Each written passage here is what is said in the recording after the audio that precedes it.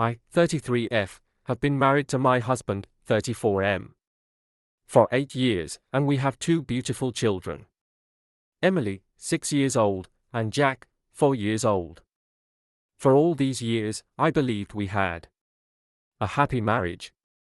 But never anything that made me think our marriage was falling apart.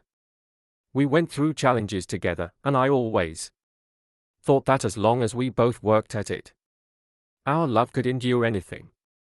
I still remember clearly the first time I met him. We met at a friend's party. He was the kind of person who was calm, thoughtful, and always caring toward others. His gentleness made me fall in love with him before I even realized it. Over the years we've been together, I've always felt lucky to have him in my life. I was convinced that our love, like any marriage, would stay strong if we both kept nurturing it.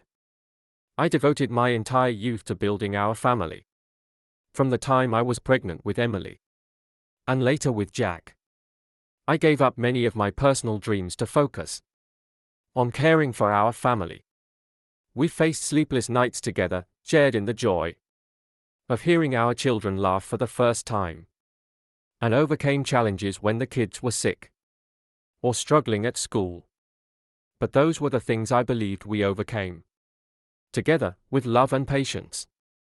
Then one day, when everything seemed stable, my husband called me to sit down and talk. I had no idea that day would change my entire life. He sat down in front of me, his hands gripping the coffee cup I had just made for him. I noticed something different in his eyes. At first, I thought maybe he was stressed from work, or had something in the family he wanted to discuss. But what he was about to say was something I could never have imagined. "Hey," he began, his voice soft but steady. "I've been thinking about this for a long time. I don't really know how to start, but there's something I need to tell you." I felt my heart start to race. A sense of anxiety crept in, but I tried to stay calm. I'm gay," he said, unable to look directly at me. "And I've only recently realized this." I couldn't believe my ears. Those words hit me like a storm. My mind went blank, and I couldn't react immediately. What was he saying?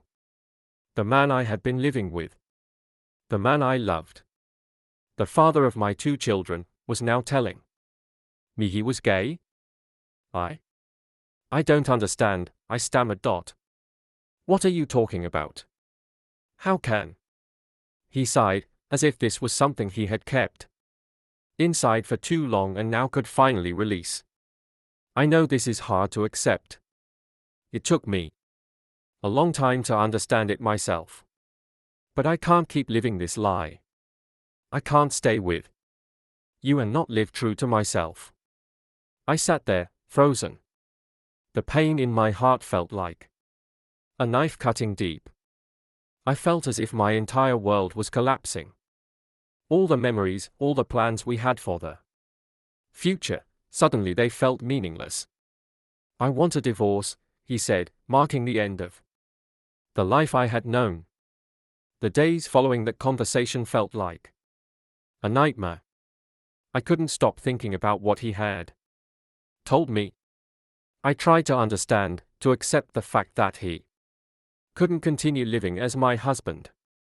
But what hurt the most was the sense of betrayal. I had given my life to building this family, and now he was telling me that everything had changed. He wanted to live his truth, but what about me? What was I supposed to do with my life now that everything was falling apart? As if the revelation of his sexuality and the request for a divorce weren't enough. What followed was even more devastating. He wasn't just asking for freedom, he wanted to take almost everything we had built together. He argued that because he was the primary breadwinner, he deserved the majority of our assets, including our house. This was the home we had shared, the place where I had spent years nurturing and raising our children. But the worst part was that he was filing for full custody of our kids. That, I could not believe. While he had always been a good father, I had been the primary caregiver for Emily and Jack. Since they were born, I had spent most of my time at home, caring for them while he worked.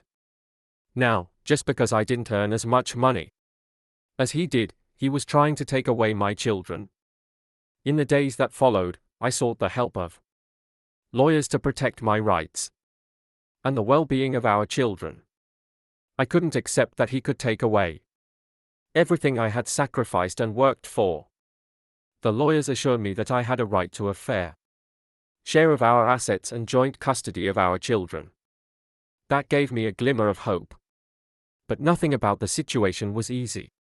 He continued to argue that with his job and income, he could provide a better life for the children, conveniently overlooking the emotional and mental contributions I had made to our family. Worse still, he used my past struggles with anxiety and depression against me in his custody battle. It felt so unfair.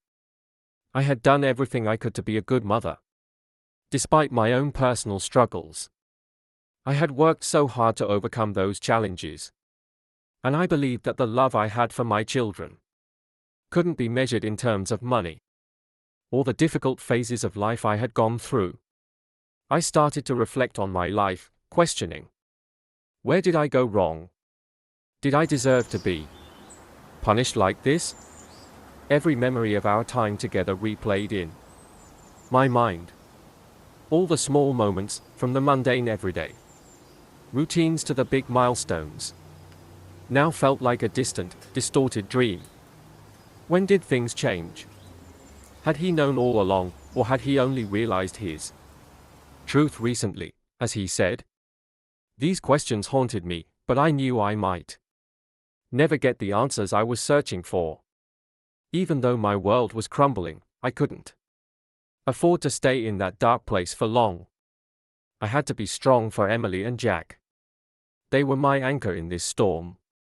Every time I looked at their innocent faces, I reminded myself that no matter how hard this situation was, I had to fight for them.